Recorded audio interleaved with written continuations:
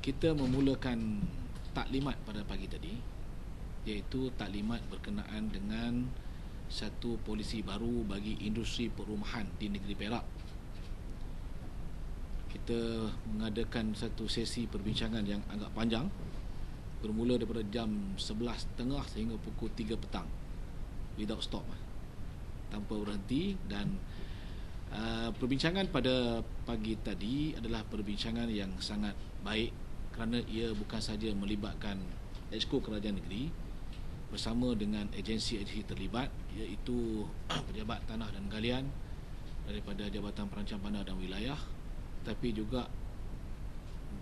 juga melibatkan REHDA, iaitu Jawatan Kuasa Tertinggi REHDA, badan yang berkaitan rapat dengan industri perumahan swasta.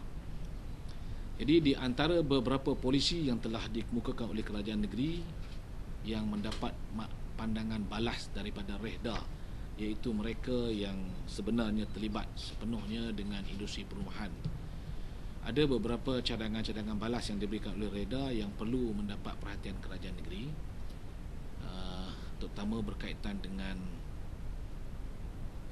peratusan membina rumah kos rendah, rumah kos sederhana rendah, rumah kos sederhana tinggi, rumah mampu milik, dan juga bagi rumah harga tinggi.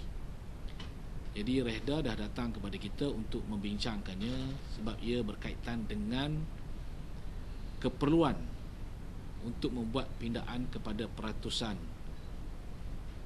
membina rumah-rumah dalam kategori yang saya sebutkan tadi, berasaskan kepada harga bahan-bahan binaan sekarang.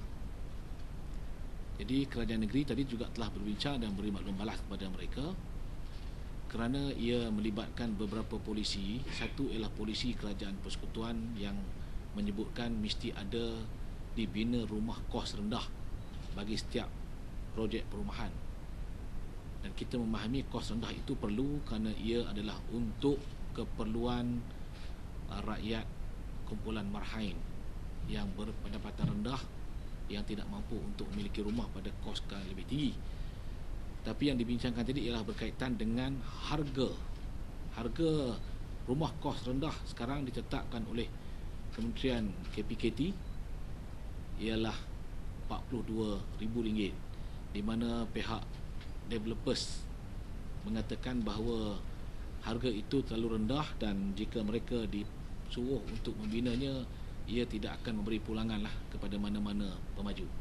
Jadi kerana itu kita ada perbincangan tadi, iaitu dari segi pricing, dari segi harga kos rendah itu kenalah terlebih dahulu kita merujuk kepada persetujuan Kementerian Perumahan dan Kerajaan Tempatan, sebab ia melibatkan polisi untuk seluruh negara.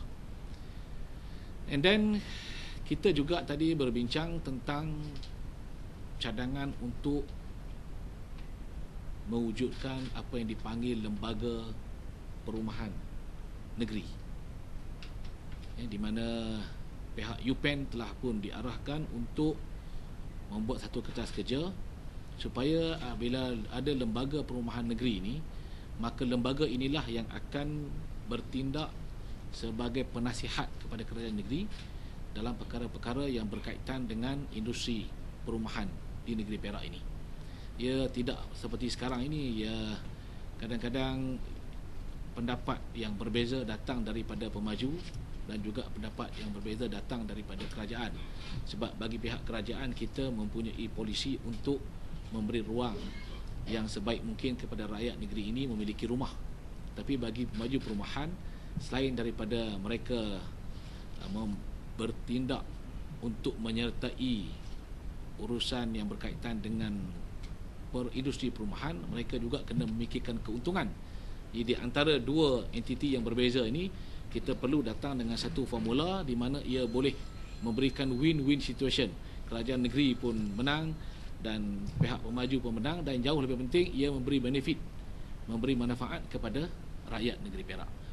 Sebab itu detail kepada keputusan perbincangan tadi akan kita keluarkan selepas kita putuskan minit mesyuarat ini pada minggu hadapan. InsyaAllah kita akan keluarkan detail kepada persetujuan bersama di antara kerajaan negeri dengan developers. Itulah saya ingat keputusan yang ada pada hari ini. Okey, itu sajalah daripada saya. Ada tu nak tambah.